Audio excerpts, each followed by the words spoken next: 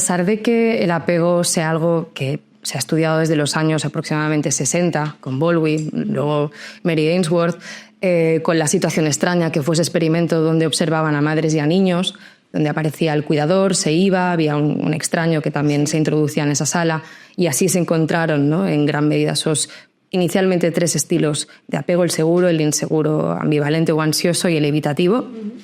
A pesar de toda esta evidencia que se ha ido recogiendo, todo esto que tú comentabas, al final los niños se regulan con sus padres, aprenden a regular esa emoción y a saber qué esperar de sí mismos y del mundo gracias a ese vínculo con la figura de apego referente, ¿no?, que pueden ser los padres o cuidadores.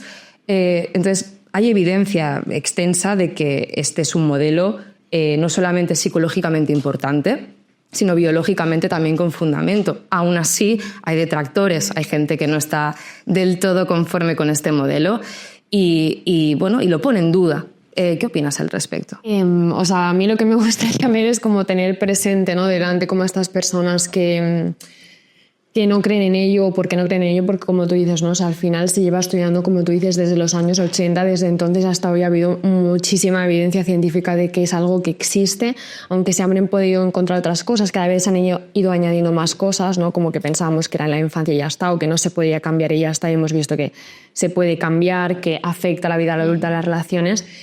Pero a mí me gustaría tener como delante a esas personas para poder debatir con ellas y entender pues por qué no están de acuerdo, si conocéis como algún argumento o algo que suelan utilizar. Bueno, yo lo que he visto es como que todavía falta información como para hacer afirmaciones categóricas de 4 estilos y ya está. Yeah. Y luego que se le daba como mucho protagonismo, que en realidad tú lo has explicado, padres en general, pero hay gente que lo centra sobre todo en la madre. Entonces un poco la crítica iba por, hay otras figuras de apego realmente que pueden ayudarle al niño, ¿no?, a desenvolupar un estilo, no sé, a lo mejor alguien no ha tenido la oportunidad de tener una madre, pero ha tenido un padre que ha participado en ese desarrollo de apego, o incluso abuelas, tías, no sé, creo que también son figuras importantes. Ya.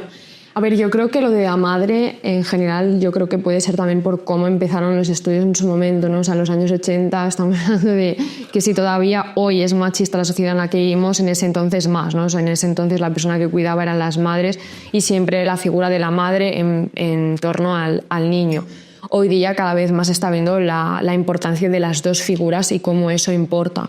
Y ya no es solo una, sino es justamente las dos y cómo se relacionan entre ellas, ¿no? O sea, cómo se relaciona tu padre, tu madre entre ellos y luego contigo y los dos contigo, ¿no? O sea, un poco las dos cosas.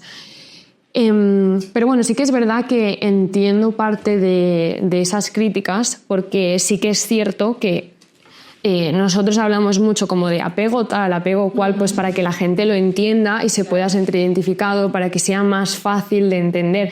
Pero sí que es verdad, y esto lo he dicho alguna vez, que los estilos de apego no son cajas, o sea, no son constructos y conceptos donde tú entres a la perfección aquí, ¿no? O sea, no sea algo que te defina y tú formes tu personalidad y tu identidad en base a eso. No, es algo que cada vez se ve más que es como algo dimensional. O sea, tú no entras en esa caja tal cual, sino que puedes tener pues rasgos de una cosita, irte hacia otro y entendiendo el contexto entiendes por qué estás yéndote hacia un lado o hacia el otro. O sea, al final es una manera que tienes como de eso, de vincularte, de percibir la intimidad, de percibir las relaciones y de tú desenvolverte con ellas, ¿no? Y es como las creencias que vas interiorizando en base a lo que vives de pequeño.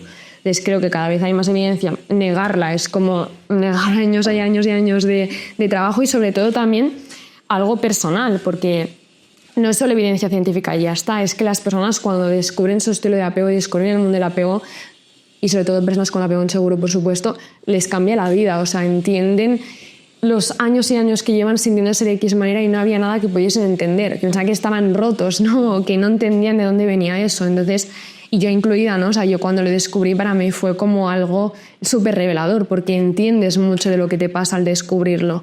Entonces ya no es solo algo científico, sino algo también personal, que la gente entiende, ¿no? Pero lo evidenciamos con ciencia. Hay gente que los horóscopos es como que le cambia la vida, pero bueno, esto te cambia la vida, pero además hay una base debajo de muchísimos años que lo validan. Pero bueno, sí que es verdad que quizás se comunica, se divulga y se estudia mucho en esas cajas, en esos conceptos, pero luego la realidad es que es dimensional. O sea, no te vas a encontrar un apego ansioso 100%. Quizá algunos sí, pero muy pocos. La mayoría son porcentajes, ¿no? Como quizá tengo un 70 y de vez en cuando tengo seguro y de vez en cuando me voy a más evitación. O sea, no es una caja en la que entramos. En cualquier caso, toda teoría tiene detractores, o sea, sí, también ya está bien, o sea, hay que saber convivir con exacto, ello. Y que lo viésemos como algo irreemplazable, ¿sabes? Es como que tampoco sería bueno, o sea, está bien que lo vayamos analizando, vayamos viendo esos avances y entendamos que es algo que puede cambiar, que puede evolucionar, que sepamos más cosas dentro de unos años que ahora pensamos que eran ciertas, o sea, está bien. Y revisando. ¿El qué? Que ir revisando. Exactamente. Como sí, todo, sí. al final. Bueno, es que al final no es una ciencia exacta, 100%, no va a cambiar jamás, ¿no? O sea, está bien que lo vayamos revisando. Bueno, de hecho, el apego al final tiene cierto carácter universal en el sentido de que todos necesitamos protección y seguridad para nuestro desarrollo madurativo, para crecer de forma sana. Sin embargo, también hay otros detractores que hablan de que el tema de la cultura, es decir, la gran mayoría de experimentos se han llevado a cabo con población blanca, caucásica, pero sí que es cierto que quizás no se ha explorado tanto en otro tipo de culturas donde quizás esto pueda llegar a ser ligeramente distinto, ¿no? Entonces, el apego en sí, como concepto, es algo universal, contrastado. Como mamíferos que somos, necesitamos, ¿no?, a nuestra madre, a nuestro padre, a nuestros cuidadores de referencia para sobrevivir. Y al fin y al cabo, cualquier estrategia que aprendamos en esos años es pura supervivencia y adaptación, sea en un entorno negligente y traumático, o sea en un entorno seguro. Entonces, claro, yo me pregunto un poco... se dice, ¿no?, que estos estilos de apego, quizás lo que decías, no son cajas fijas, es una clasificación que nos permite tener una ligera idea de cuáles puedan ser estas tendencias o patrones en las personas en función de lo que han vivido, ¿no?, qué tipo de estrategias han tenido que desarrollar y qué tipo de expectativas han construido respecto al mundo y cuál es la mentalización, ¿no?, al fin y al cabo resultante, que es un poquito, como comentábamos, lo que yo interiorizo de lo que he vivido, ¿no?, respecto a cómo es el mundo, qué esperan los demás de mí, cómo soy yo, mi autoconcepto, etc. Entonces, aquí un poco la controversia está en precisamente eso. Culturalmente, ¿crees que existen diferencias? ¿Crees que no en cuanto a los estilos de apego? Hay otros autores que también han generado más clasificaciones, como Crittenden, si no me equivoco. Entonces, ¿crees que esto está en perpetua exploración todavía? ¿Se están investigando? ¿Se sigue estudiando? No hemos terminado con el tema de las categorías. Estamos tratando de ser un poquito más, de ir un poco más al detalle, ser más minuciosos con esto.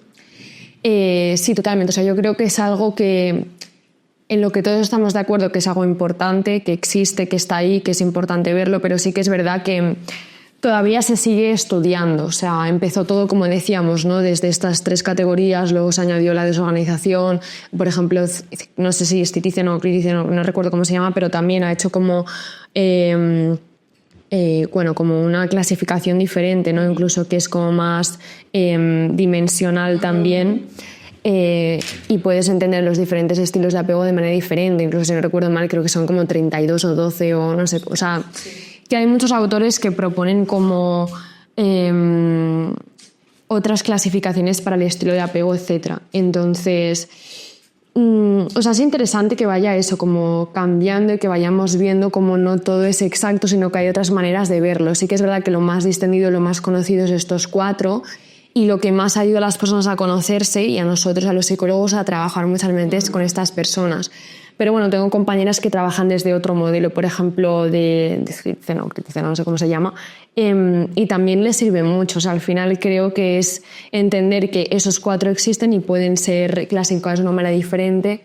Y ¿qué es eso? Como que es algo que va variando. O sea, por ejemplo, también hay autores que dicen que el estilo de apego es algo que siempre está ahí y es inamovible. Y es como que siempre está esa base, ¿no?, desde que naces, por todo lo que ves en la infancia hasta que eres adulto.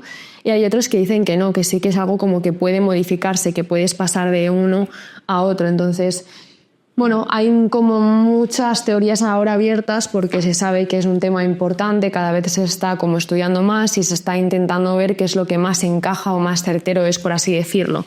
Pero bueno, como que hay muchos frentes abiertos. Yo creo que lo importante es entender en qué punto estamos ahora, qué nos ayuda a nosotros los psicólogos a trabajar con nuestros pacientes y qué le ayuda a las personas a entenderse un poco más, ¿no?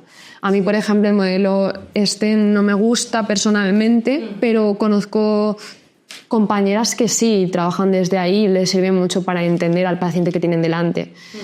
Pero más allá de clasificar, pues para entender y poder trabajar con él a partir de ahí, ¿no? Entonces, bueno, sí, lo que hemos dicho, al final toda teoría va renovándose y exacto. revisando. Sí, ahí pues de esa pues salen varias, ¿no? Claro.